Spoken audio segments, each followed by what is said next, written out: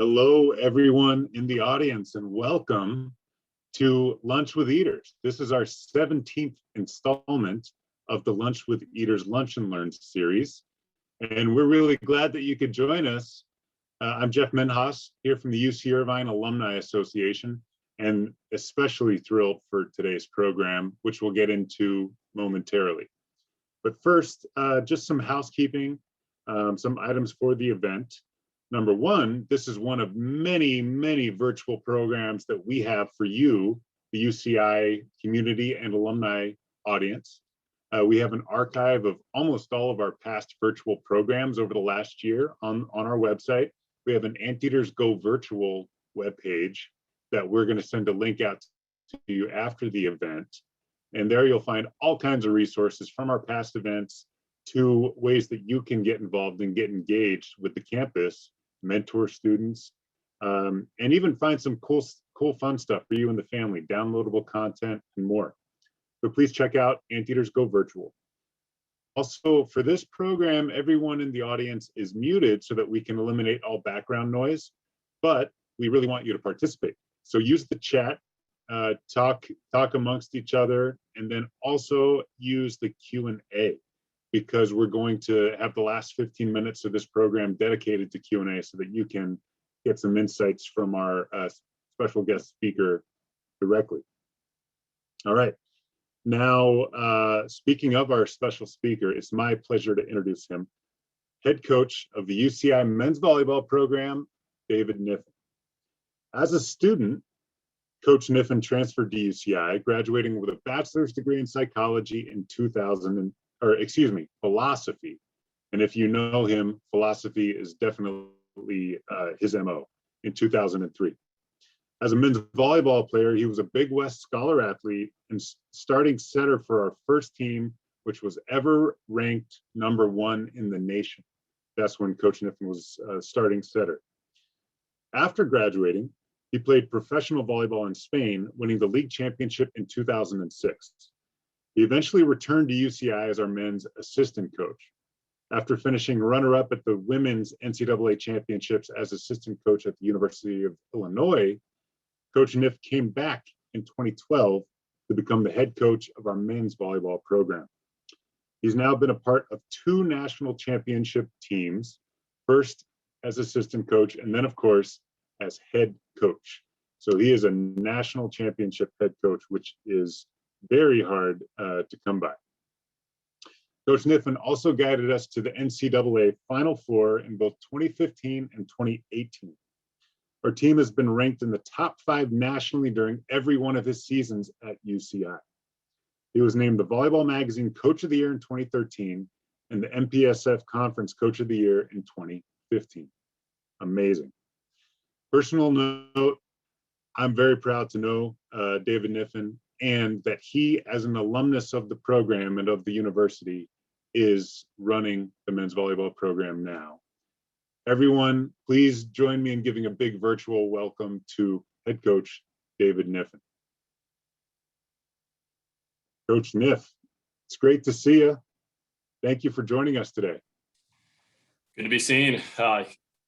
I just got the alert that my internet is unstable, so I can switch to a mobile hotspot if we need to, but I'm in a hotel right now due to COVID protocol. We're down playing San Diego, which under normal circumstances would not be an overnight trip, but we just had a match last night, and in order of trying to keep everyone together, we actually came down so we could stay kind of bubbled up and minimize contact with the outside world.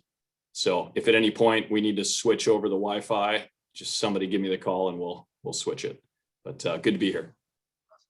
Awesome. Well, thank you for taking the time out to be here today for the audience. It was a huge win yesterday to open Big West Conference play. Congratulations. The 5-set thriller down to the wire, 17-15 in the 5th set against UC San Diego. Of course, as you said, you're completing the home and home tonight. The rematch, it is on ESPN3 for everyone to tune in at 5 p.m. So I'm sure you're prepping the team for that. So thanks for taking the time out today. Now let's start. I've got some kind of questions for you, and then we're going to hear from you about your philosophy, the program, and more. Then we'll get to Q&A. But maybe start, you're a longtime anteater. Maybe you can start by sharing your favorite 1 or 2 memories from UCI. Yeah. Probably the easiest way to do this is to break it up into athletically, academically, and maybe just culturally.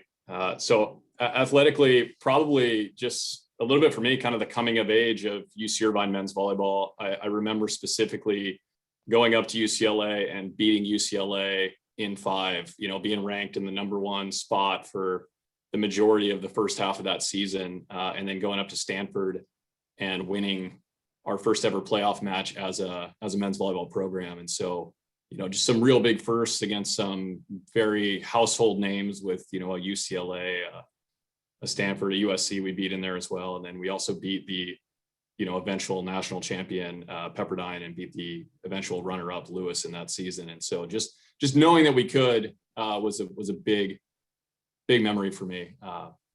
Academically, I would say any of my logic, philosophy, and science classes, I really just enjoyed the culture of the academics at UCI. I came in as a transfer student, so I went straight to kind of the upper division fun classes. I got to be in with Professor Jeff Barrett. If anybody had the opportunity to have a class with him, just a real special lecturer and just teacher. I mean, he was just so good at teaching. So I just loved being in his classes. I got to take a few with him. And then culturally, I think just Aldrich Park, just walking around that park, and any alum knows, even the ones back in the 60s when there wasn't much campus around, Aldrich is just such a special place. So walking around in there and just seeing everybody. Yeah. So I hear that you love to beat our rivals in their houses, and you love those signature wins every season, which we have many of, thanks in large part to you. So you transferred to UCI. You were captain, starter, volleyball team, as we kind of rose to prominence before our 4 national championships.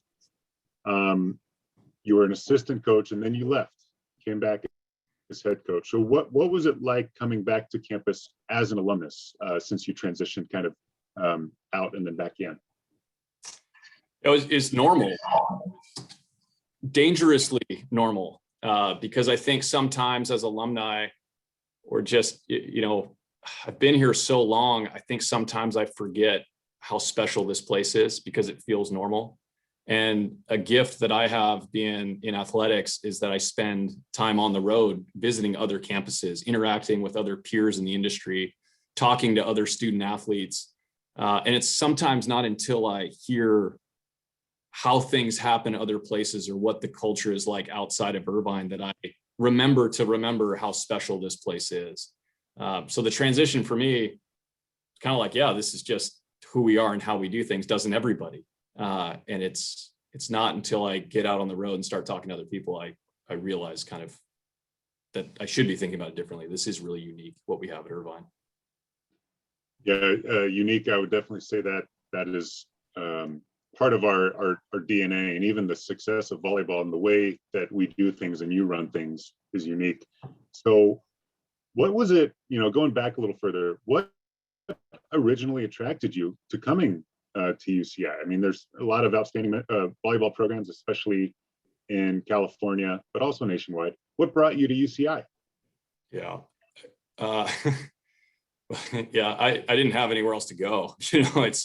I think at the time, Irvine has always been just such a, it's such a mobilizer for people. It gives people a chance. And we see that, I think, with our campus community that we have right now in terms of, how we serve the Latino Chicano population, in terms of being a social mobilizer. Well, for me, it was an athletic mobilizer. I wasn't maybe going to be recruited by another school, and Irvine did what Irvine does, which is you get here and we're going to provide the basic structure for success, but it's kind of like a vehicle. This is the vehicle you're going to drive, and it is high performance, but you got to put in the fuel. And I think that's what Irvine gave me, was a chance to be the fuel and get to drive something that maybe I didn't deserve at the time, but got to put in the work and benefit from some of that. And a lot of that early success, it's not like that wasn't me. I mean, we had really good players. We had some coaches come in with some really good stuff. I mean, it was just, sometimes I was getting in the right boat at the right time. but yeah, I would say Irvine gave me a chance. I wasn't recruited. I really kind of just ended up here. Well, I'd say we're all better off for that. So, we got lucky, and, we've heard that story from other athletes as well as other students. You're right, as part of UCI's culture. Now maybe you can transition. We want to hear a little bit about how you stay passionate for the game, and then you've got a lot more information to share on the program, your philosophy, and more. So how do you stay passionate about the game? Yeah, I mean, I think you mentioned the philosophy earlier, and I think that really did impact me. I kind of grew into the philosophy major. I wasn't planning on majoring in philosophy when I got to UCI, and then I was in a couple different classes with Aldo Antonetti. I was in his logic class, Logic 104, and then I was in just basically foundations of knowledge class with Jeff Barrett. And those two classes together, it's not philosophy and maybe the more kind of traditional sense that people think of it, where you're talking about Aristotle and Plato, and it's logic, it's problem solving, and I think that's what keeps me fresh. Is I'm always looking at this from a standpoint of it's hard to get bored when, one, you're dealing with 18 to 22-year-olds all the time. That's always keeping things fresh. And then volleyball is a beautiful game because it's such a consummate team sport. It requires teamwork. You actually cannot succeed with one person. For those of if you understand the basics of volleyball, you really need 3 contacts to organize any kind of offense or even defense. And that's where that keeps it fresh. It's always going to require teamwork. It's always going to require problem solving. And so it just never gets boring. It's super fun. I completely agree with you. But so now let's hear more from you about getting your head in the game, so to speak, and how you sustain excellence in the program and more. I'm going to take myself off and let Sure. you run. Sure. Okay. Well, when I was asked to do this talk, I was trying to think about what would serve the greater audience, and I think I want to add some value here. So I'll move through this probably in about the time allotted. But I think there's kind of 4 things that I wanted to go over. One is this concept of sustaining excellence. And I think that's important at UCI in terms of, we have achieved this tier of excellence in several pods across campus. The second thing I wanted to talk about was just kind of understanding the unique ethos of the place with UC Irvine. The third thing I wanted to touch on was kind of subscribing to the times and where we are now in this era of COVID and pulling out of COVID, because that's certainly a relevant and contemporary issue. And then I wanted to talk about just kind of the alumni movement itself and just kind of our fellow alumni, both men's volleyball and, who we're bringing in. So those are the 4 things I wanted to hit on today. I think we'll just start with sustaining excellence. It's an interesting one for me, and I don't have a lot of supportive slides here. And I'm not really sure where we're at. Are we doing any poll questions or anything like that before we get going? Do we have a sense of kind of who's in the audience in terms of knowledge of the game? Yeah, sorry, Niff, I did have a poll question to get things started. Forgive me. So, audience, how many of you have caught a game this season virtually or in person, let's say 2 years ago? We just want to know how many of you have experienced UCI men's volleyball recently. The great thing is this season, now that we're back, you can watch them all remotely. And then, of course, at the Bren, there's nothing like it. So let's see what we've got. Oh, yeah, about half the audience has attended in person. About 40% have seen them this season. Love it. No, that's super helpful. Great. All right. Any other poll questions, or are we good to go?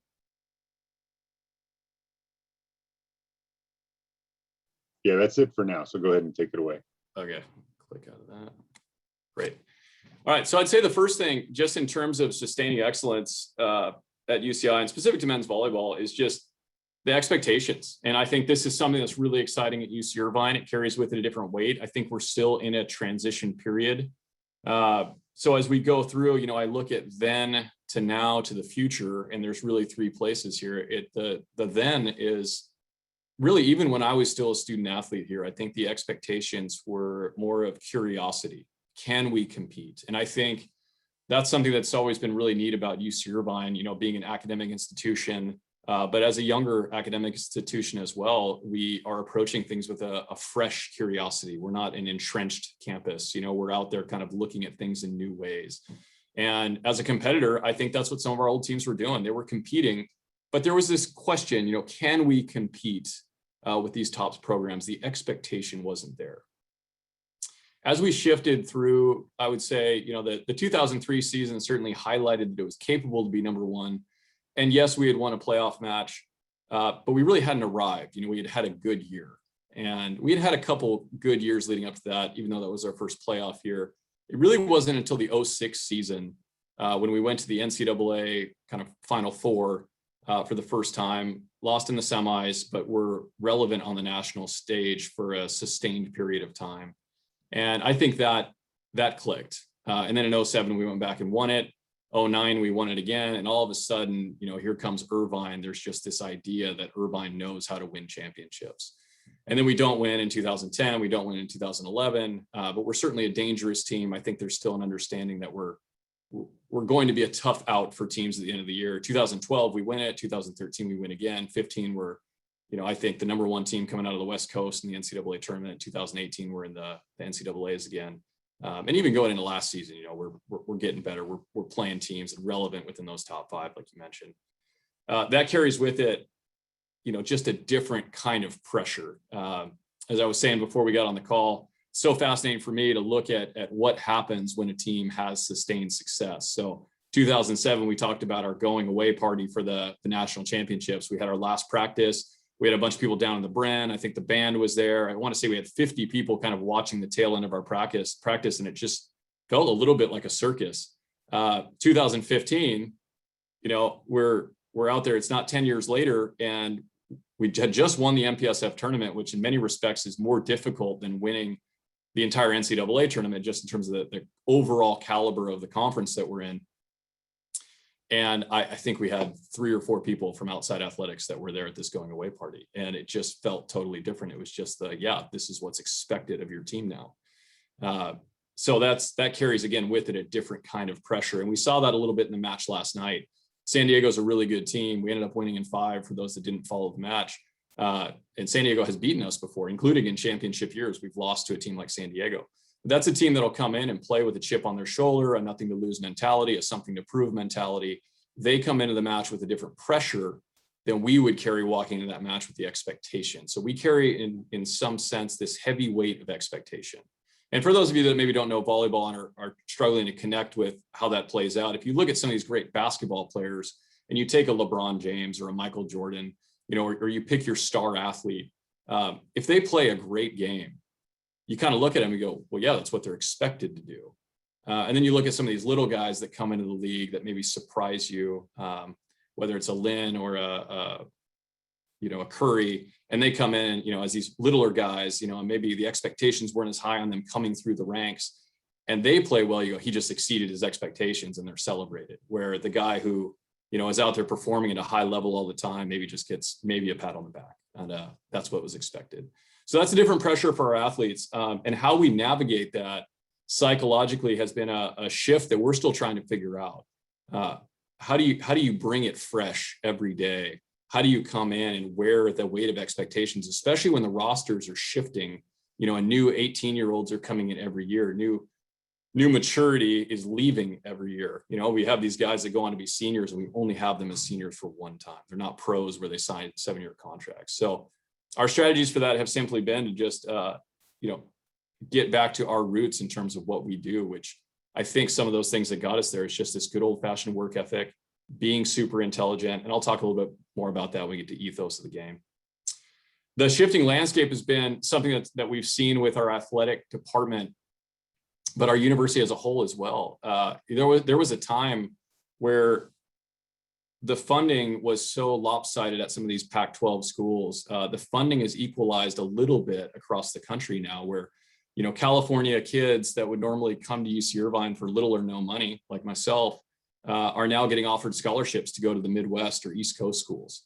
And so, our talent pool is going away because of increased funding elsewhere. Meanwhile, the cost of tuition at UC Irvine has gone up, especially for out-of-state residents, where now it costs our kids that are coming from out of state $62,000, $65,000 a year to come to school at UC Irvine, where they could go to a Midwest school for much less money. So a kid that wants to come from Chicago, which would be a normal powerhouse area for us, maybe isn't looking as seriously at UC Irvine just purely because of the finances and the cost benefit analysis for them in terms of what they can do. Even though UC Irvine's a great school, strictly from a recruiting standpoint and talent acquisition, it's getting more difficult to get those kids to come here. And the same is true of international kids. So those are things we're looking at. The strategies for staying ahead of the curve really on this is just what I mentioned before. And I think something we've done a great job of here is the heart and soul of our program, even though we are getting international talent, we are getting some out-of-state talent, will always have to be those California kids that are coming from Northern California, Southern California. They're coming here because they love the idea of UC Irvine. They love it as an academic institution. They're going to put in the time and the work. And those are the ones that are really driving the culture for us. In terms of understanding the ethos of the place, and that's kind of the second thing I wanted to talk about briefly, is just who we work for. And I think, am I able to share, Jessica, am I able to share a photo? Do I have the ability to do that? Looks like I do. I'll try to share something real quick. This is a photo that I came across. We're working on that, Niff, just a sec. There we go. There we go. 10 points for anybody who knows what this is.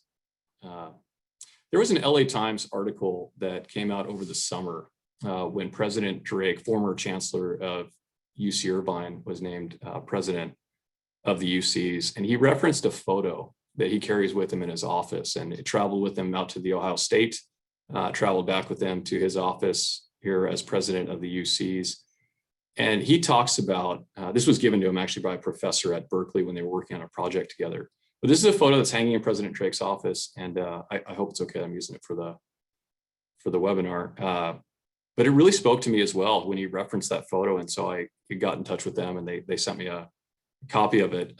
He works for the Californian.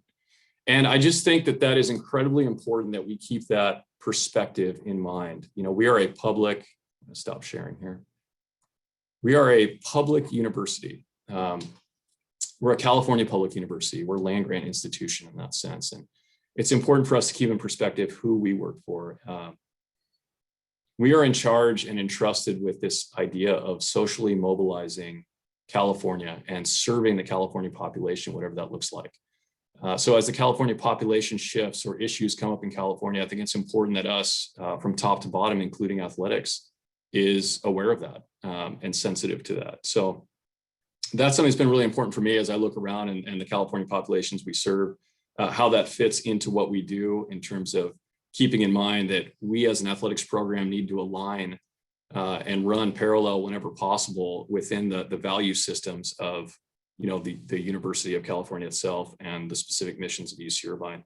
And that is also about excellence. So as we do that, there are ways that we want to target that, but UC Irvine is very interested in being excellent. So those are some things that we're thinking about there. And I love what our campus is doing in that respect. There was a period of time where there was a movement towards getting more international kids. And so we pivoted as a program and said, well, let's go recruit some international kids. And we had a period of time where we had, I think, the majority of starters on the court, maybe 3 out of 6, might have been 4 out of 7, if you count the libero. I think we had 4 foreigners on the court at one point, international kids that were here. And we try to move with that. As transfers became important, we shifted our focus and tried to recruit more transfer kids. And, as we think about, what's going to be important for the university, we're definitely thinking about that as an athletics program. The other thing to really understand about UC Irvine is I think the industry of Orange County and making sure that, kids want to come to school here because this is a place they might want to root down to. And as we think about the web and the network around UC Irvine, we've had tours to Edwards Life Sciences. We've had kids go into the biomedical industry. We have a John Steller as an alumni who, went to UC Irvine. He became a doctor through UC Irvine, both undergrad and medical school. and is practicing in Orange County again, now back, which is great for us. It's important to understand that, we're at the beach, and as volleyball players, if you're going to come to school here, we need to know that kids want to be a part of that beach culture and lifestyle, that they want to be outdoors. And that's such an important part of being down here. And so we need to recruit to that. And we need to kind of run a quick strength, weakness, opportunity, threat analysis on what all these things are. And our kids, if they get down here, going to use the advantage of the beach to play beach volleyball, because if they're not, they're missing out on a huge resource. I look at UC Irvine, and we have some great buildings on campus and we have wonderful facilities, but really our $1 billion facility is the beach that's 10, 15 minutes away. And as volleyball players, they need to be able to go down and be excited about utilizing that to improve their skills. And then I think the last thing is maybe just, I don't know if the webinar had started yet. We mentioned it earlier, it's just this unconventional mindset. I mean, you look at our anteater, and I was even just laughing at your backdrop, Jeff. We, as UC Irvine guys and, players on the team, but just all of our campus, he, she, or they, it is something that we have to embrace the unconventional here. We have to be willing to go out and attack things with a fresh, different mindset. We don't problem solve the same way that some of our peers do. We need to go about this differently. And that is something that I really think is important as a young institution. The last thing I want to talk about is just kind of subscribing to the times, which is, by that I just mean, this is COVID right now, and we're going to be coming out of a COVID era.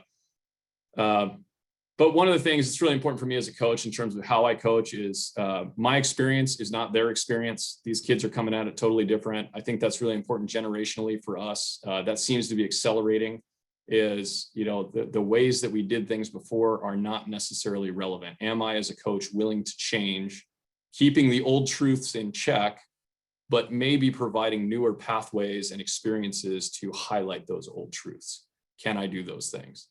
And that's something I think I see our campus doing, is finding new ways to access this younger kind of population.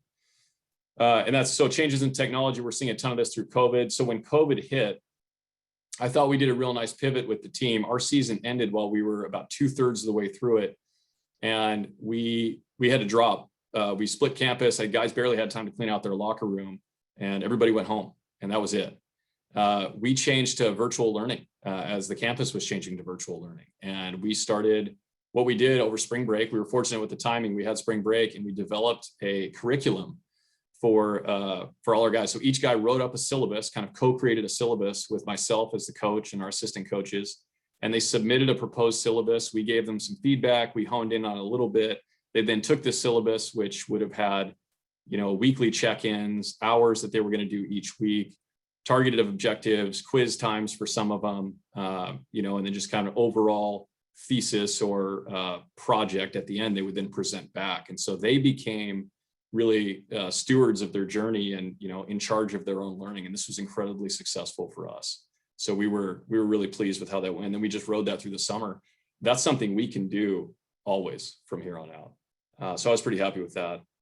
And that's something we'll keep with us. The community, housing, and social life, just because I think that's something that is a question that comes up. Right now, our guys are living on their own. So the guys that are in dorms, there's 3 freshmen that are in our dorms, and they're set up in single units. So everything's a single unit on campus right now. Student athletes aren't really treated any differently in that respect. Everything's a single on campus, but it's just to minimize impact with the outside world. Our guys that are living in Newport have been great. I think that it's all, I think it's public information. It's okay to share that there have been no COVID cases on our men's volleyball team, knock on wood. And to me, I think that speaks to when you've got a group of 18 to 22-year-olds that have been testing since September, and we've had 0 positive COVID cases, that speaks to behavior. And I'm not saying they couldn't have gotten it by doing everything right, because it is a curious thing this year. But when you're not getting it, when you're not testing positive for COVID, I think that speaks to a commitment. And I think that's something that's really special that athletes provide to campus, as many of our students do, is when you find this population with a commitment, working towards something that's bigger than themselves as individual for the sake of team, that's a really special thing. And I think that's something that athletics does really well for campus in general. Last thing I guess I would just touch on is just the overall COVID impact on our season. And this will blend a little bit into just kind of expectations and outlook.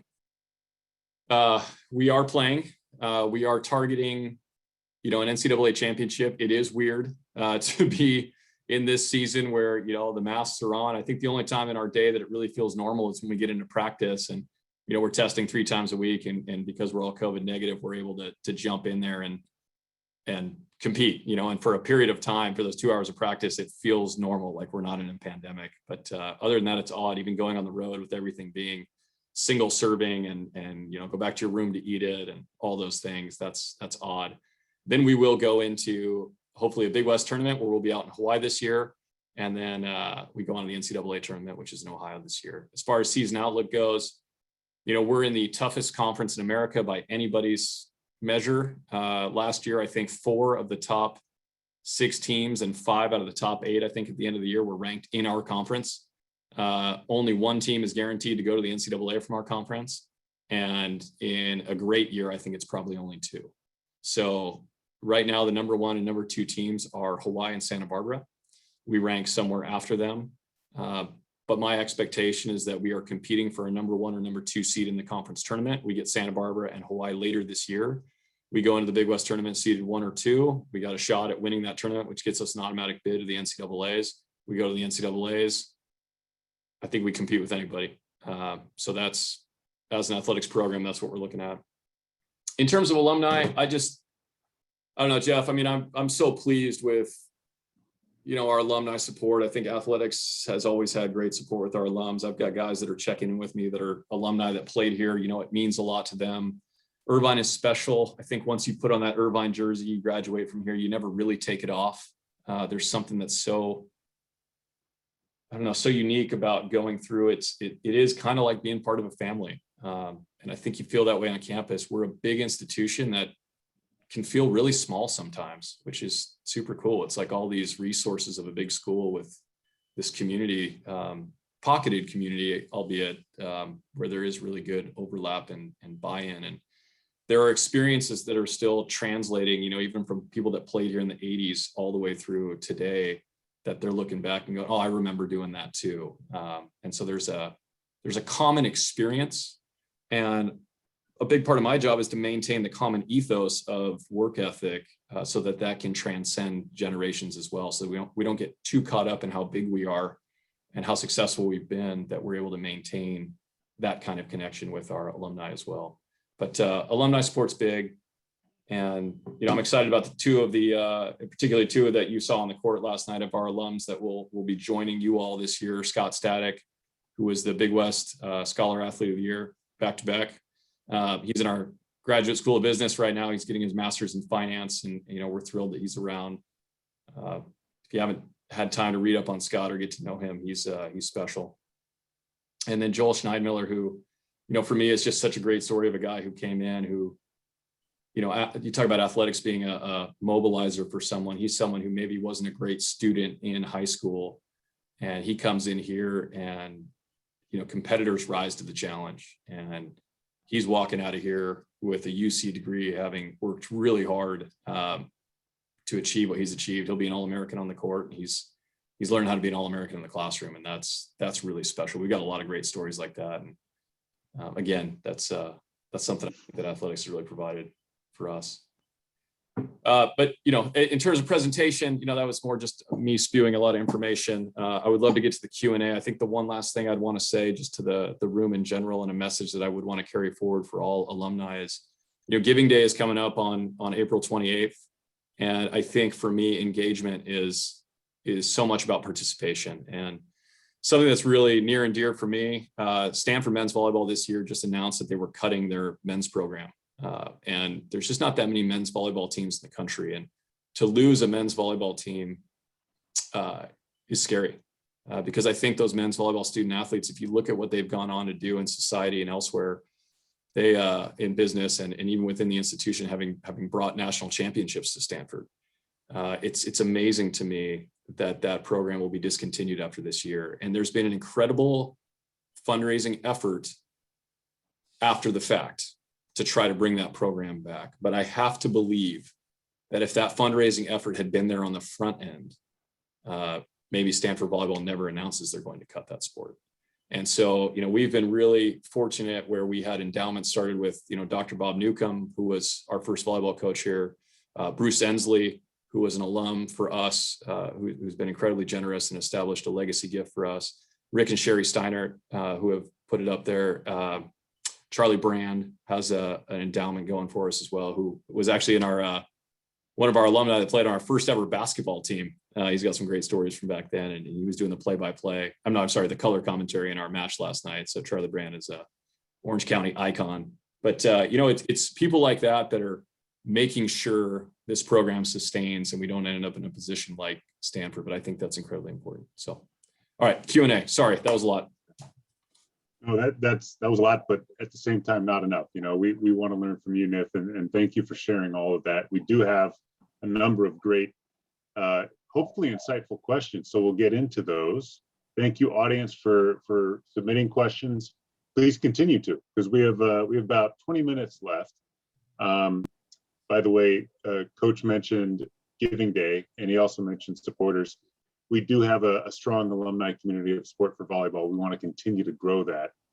I have to give a shout out, much like Coach Kniffin did, to Bruce Ensley, who's in the audience and helps lead by example. So thank you, Bruce.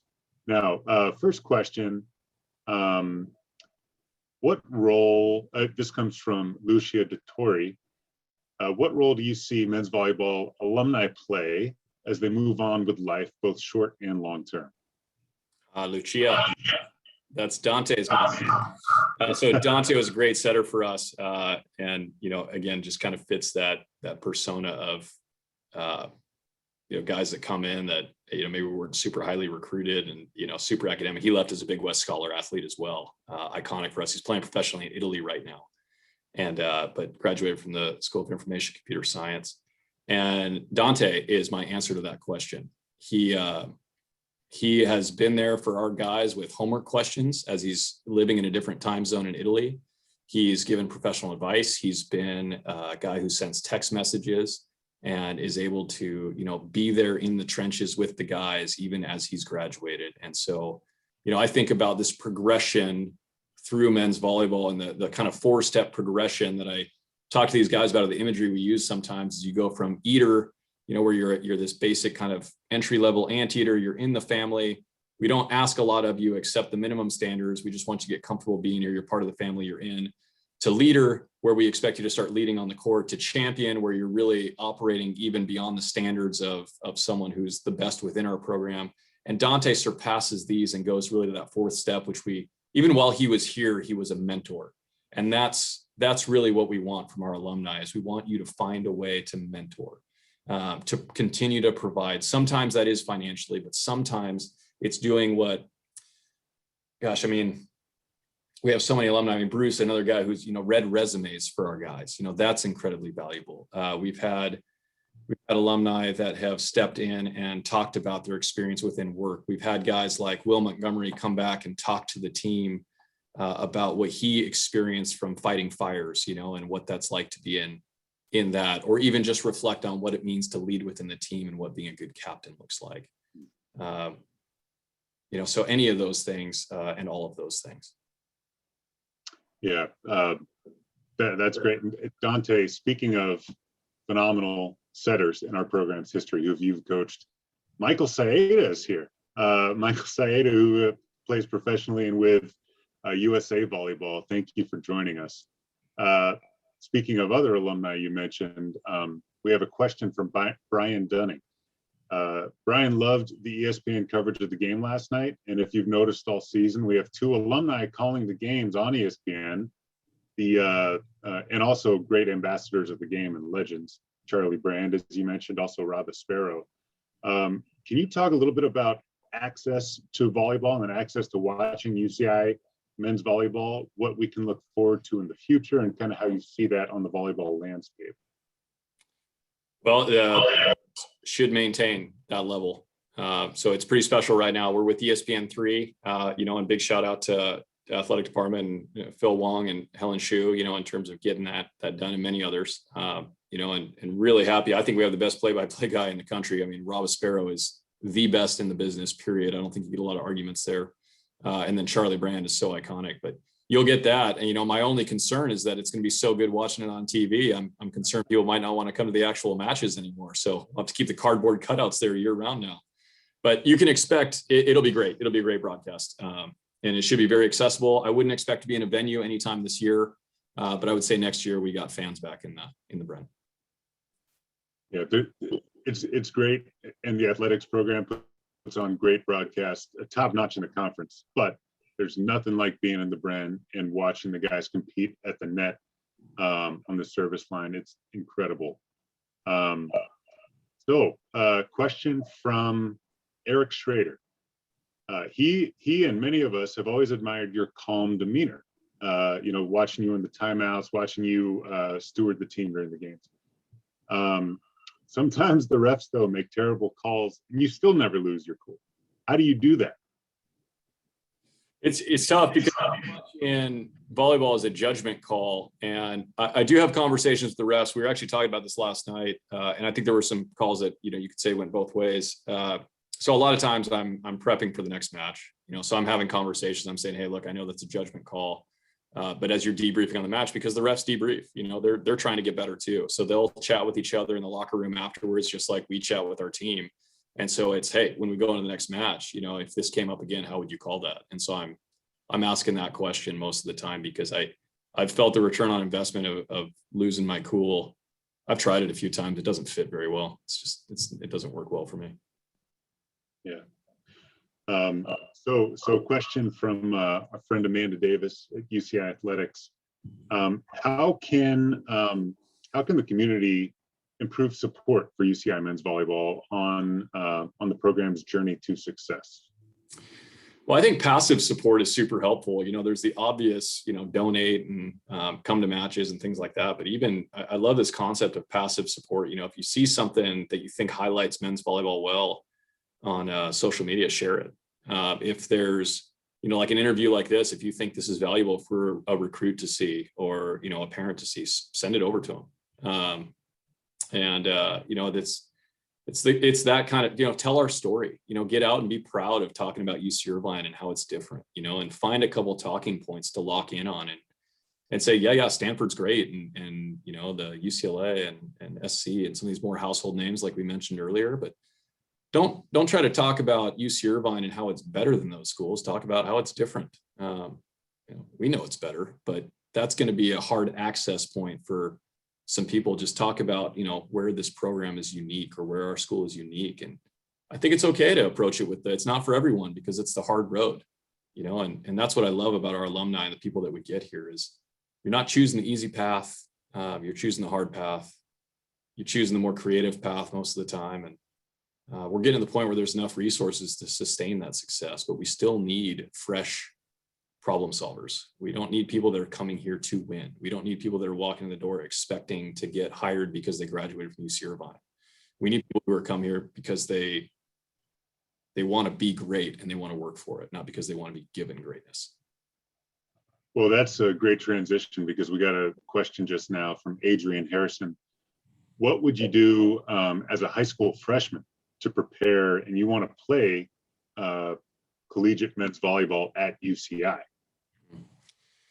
Yeah, I say everything's sequential. You got to take the steps. You got to open doors. So academics are going to be a big one. You want to come to UC Irvine, you better get your grades in order. And that's important on a couple levels. One, from admissions, but two, I like coaching intelligent kids. So if you're talking about coming to this program, works a lot better for us if you're bright, and if you're willing to be a problem solver.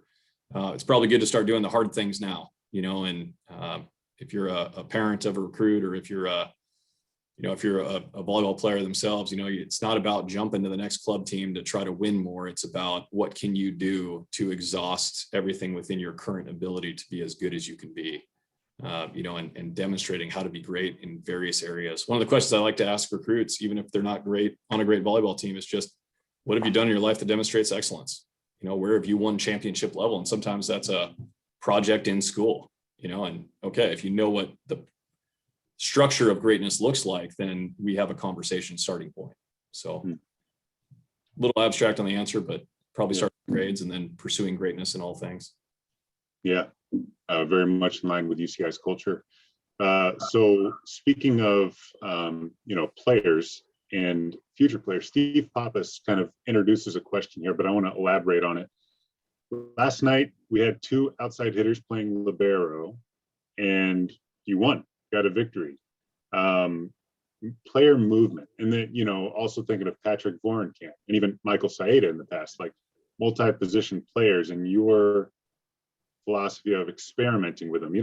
I don't see that too much with other programs. Seems like something you're really keen to do. Can you talk about the dynamic nature of how you treat players in their positions? Sure. That's a tough question to answer, because it would be impossible for me to give you all of the angles that I'm thinking about this from, in terms of, what's going on within the team for individuals. I can give you the data answers. I think we make a lot of data-driven decisions. I think that's really important. We don't just fly by the seat of our pants around here, or, this guy isn't playing well, get him out of here. And we are thinking long game. There is a morphing architecture to how we approach a season. We're trying to win the whole thing, which I think is unique. Some people are just looking at how do we win the next game, and we're because of the expectations here, we're thinking about, okay, how do we win the whole thing? And that's my weight to carry. That's not for the guys, but yeah, I think you kind of lock in on what are the dynamics and the personnel, and it's about finding where's the sustainable kind of championship spark. How can we keep that moving? We don't need to play great one time. We're talking about making it through 6 rounds of playoff matches, which you got to be really consistently good night in, night out. So where is that going to show up? I know that's not a great answer, but that's just a little bit of what we're thinking about. Sure. No. Lots more good questions to go. Here's one. Sounds like maybe an inside one from Michael Saeta. Do you have an example of how you've tested willpower this year? And he's remembering something about cold water or tractor tires. Yeah, unconventional training. Gosh, Michael's a legend. One of the best things that I still remember was him and this guy, Phil Friedman. We were at a training camp, and I think that's become a really iconic part of our program, is just this idea of taking these guys away from campus in September before school starts and doing something where we're locking with just them. And there's no cell phones, there's no contact to the outside world. And we're just, it's kind of the boys and volleyball and academics and getting to know each other. And I still remember this plank competition, where you hold a plank, just forearm plank. And he and Phil, it was truly one of the most incredible feats of willpower I've seen from those 2 guys. And it was like 2 heavyweight fighters when it was over. And I don't even remember who won. It was just, they were like hugging each other, and it was just incredible. And the rest of the team is just, this is incredible. So, things like that, and he's referencing a couple, we definitely have guys getting in cold water this year. That's been something we've talked about, is you get in cold water physiologically, it's helpful for recovery, but also it is a little bit of willpower and finding those things. And, you don't win because you're good at doing hard things. But if you get really good at volleyball, sometimes that doing hard things and having the mental, like the gritty mentality, can take you over the top. And Michael's a good example of someone that just loved the hard moments and hard things and big moments. And he didn't like cold water, I don't remember, but you could see the competitor come out in him anytime we did anything hard. And so, yeah, thanks, Michael. I'll remember to make sure we're checking in on guys with that. That's good. So that's a good segue. Aaron Secunda asks, when your volleyball student athletes graduate from the program, what do you want to remember from their athletic journey? The growth. That's a big part of it for me. We want to win, and we want to have expectations, but that's Alexander's dad. Great job on the pronunciation, by the way. And we want to see them walk out the door better than when they walked in. We want to see them walk out the door with that same wedding day feeling as when they walked in. And if anything, a wedding day feeling isn't the right thing. We want to see them after they've been in a relationship for a while, value the relationship of their teammates, their coaches, and UC Irvine as a whole. as a real positive. And I think that's one of the things that's super cool. I feel like my relationship with the players often grows once they graduate. And that's up to them too. They have to want to stay involved, but I love when these guys reach out. It's so fun to hear what they're doing in their life. And we're not going to get the same amount of hours together that we get when they're here. But it's just such a joy to watch them grow up. We got David Parker's on staff now. It's so cool for me, and guys that are of my era that are having kids, and we're kind of in the same phase of life again together now, where we've got kids and we can reference things from volleyball that we go, yeah, this made us better, or this is something that's helped me parent, or, just even being alongside these guys as peers is just a really cool thing. So as they go, I look forward to that stuff. Yeah, a follow up on that. You alluded to it earlier, but the alumni community from the program is really impressive to see. The homecoming alumni matches that you've run are some of the most fun that I have just as a spectator all year. Seeing guys from 20 years ago who I used to play high school volleyball against coming back, because that is the truth, the connection that you share and cultivate. Now, back to kind of this season and on the court, Bruce asks, what does the team need to develop this season to compete for a national championship? You talked about the schedule in front of us and, Big West, but on the court, what does the team need to develop to be at that level? Yeah, well, I'll break that into two parts. The one is the actual competing, which is the main part for me. The volleyball is in there, and I think there does need to be some refinement and some exploration into some better volleyball skills. We could gain some diversity in how we serve. We could gain in terms of our movement patterns in certain phases of the game. There's certainly some technical places that blocking wise, defensive movements, even things like how we approached the ball out of serve receive could definitely improve. And we will work on those things. But if we can just stay with the competitive mindset and coming in and really playing with a hunger of some of those great teams of the past, we could be a great team of the future. And that's where we want to go. So I would say if I had to pick one thing where we wanted to put all our effort and energy, it's going to be on competing. And we'll see that a little bit as we shift. We've already kind of shifted that way in practice, where we spend a lot of time thinking. And a deficiency I have as a coach is because I am a thinker, I'm not always the drill sergeant. I'm not always the guy that's going to go in and hammer them with a tough drill. And so I'm overthinking and over optimizing. And so I've got to remember to balance that with just some good old fashioned, PE teacher, like, hey, let's go. So we're gonna do that. Okay. Just a few more minutes, so hopefully a few more quick hitting questions we'll get in there. On that note, we had a question come in: what team is going to give us trouble this season, or maybe has already given us trouble, and what's the game plan to handle that team next time, because we have some rematches coming up? Well, anybody in our league could give us trouble because it's that good. So, the obvious ones are going to be Hawaii and Santa Barbara, but you saw from San Diego as well. Like I said, I think last year was 5 out of the 6 Big West teams were ranked in the top 8. So, anyone could give us trouble on any given night. But at the same time, we can give anyone trouble with how we play the game. And we could be an elite passing team, and you see it in spurts. We are absolutely an elite blocking team. Scott Static is the absolute best blocker in the country. And when he gets going, it's scary. He just casts a shadow on the whole court. There's nowhere to go. And you saw that last night when he takes over. His whole body posture changes. And we got some other guys that are just really good at that. So we can be affected by anyone, but at the same time, there's really no one out there that's scary for us right now. We've played against the fastest team that I think we're going to see in Santa Barbara, and we've played against the most polished and consistent team that we're going to see in Hawaii. And I think we've played against one of the most competitive teams in terms of, gritty, just how they compete, teams in San Diego. So there's nothing coming at us now that I don't think we're prepared for. Yeah. So getting back into the season, which has recently started, you talked a little bit about COVID and getting the team back and having practice be that normal time. Have the guys been able to maintain their edge, or kind of get it back after the disappointing last season, or lack of a last season?